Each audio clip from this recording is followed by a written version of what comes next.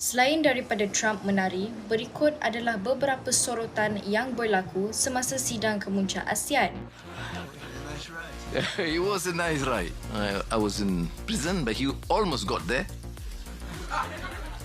Di sebalik kemeriahan sidang kemuncak ASEAN, sekumpulan aktivis berhimpun secara aman di Dataran Merdeka dan Ampang Park untuk membantah ketibaan Trump.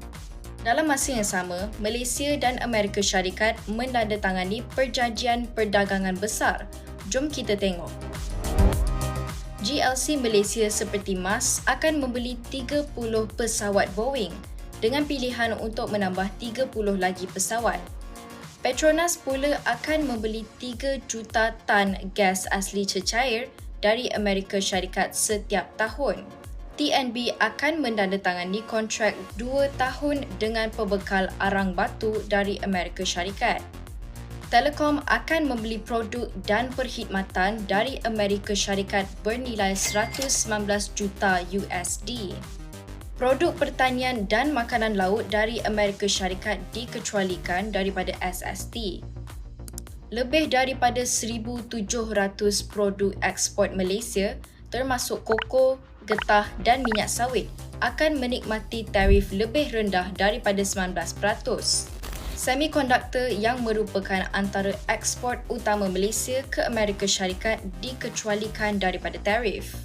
Malaysia juga tidak akan mengenakan sebarang kuota ke atas ekspor mineral kritikal dan nadir bumi ke Amerika Syarikat.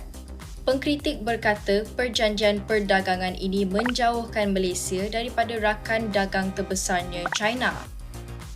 Ini kerana perjanjian tersebut menyatakan bahawa jika Amerika Syarikat mengenakan sebarang tarif, kuota, larangan atau langkah perdagangan terhadap negara lain, Malaysia mesti mengambil tindakan yang sama atau bersetuju dengan garis masa untuk berbuat demikian. Namun, penyokong perjanjian ini berpendapat bahawa ia membantu melindungi perniagaan ekspor Malaysia dari tarif balas yang dihadkan pada 19%. Apa pendapat korang tentang perjanjian perdagangan ini? Kongsikan pandangan korang di ruangan komen. Teruskan mengikuti media sosial Malaysia Kini untuk perkembangan lanjut mengenai cerita ini.